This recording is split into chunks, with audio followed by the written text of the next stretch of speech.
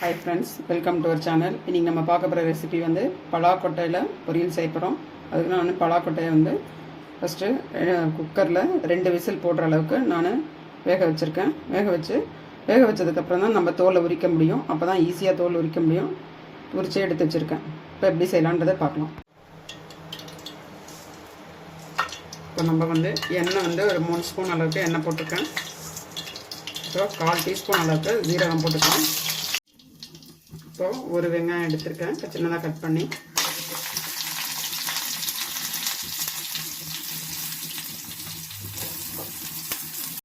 கருவேப்பிலை கொஞ்சம் போட்டுக்கலாம். இப்போ நம்ம தக்காளி போட்டுக்கலாம். ஒரு தக்காளி எடுத்திருக்கேன்.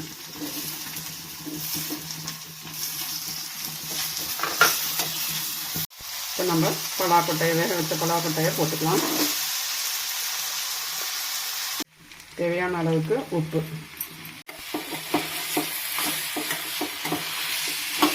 எல்லாத்தையும் போட்டு நம்ம நல்லா கலந்து விட்டுக்கலாம். மிளகாய் தூள் ஒரு 1/4 டீஸ்பூன், மஞ்சள் தூள் 1/4 டீஸ்பூன், கரம் மசாலா 1/4 டீஸ்பூன், ஜீரகத்தூள் 1/4 டீஸ்பூன். எல்லா மசாலாவையும் போட்டுருக்கோம். நம்ம எல்லாத்தையும் போட்டு நல்லா கலந்து விட்டுக்கலாம். மசாலாலாம் போட்டு நம்ம நல்லா எல்லாத்தையும் நல்லா பிரட்டி விட்டுருக்கோம். கடைசியாக நம்ம தேங்காய் துருவல் ஒரு 2 ஸ்பூன் அளவுக்கு போட்டுடலாம்.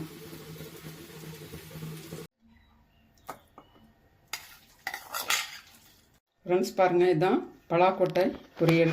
சுவையான பலாக்கொட்டை பொரியல் ரெடி. நீங்களும் ட்ரை பண்ணுங்கள், என்ஜாய் பண்ணுங்கள், லைக் பண்ணுங்கள், ஷேர் பண்ணுங்கள்.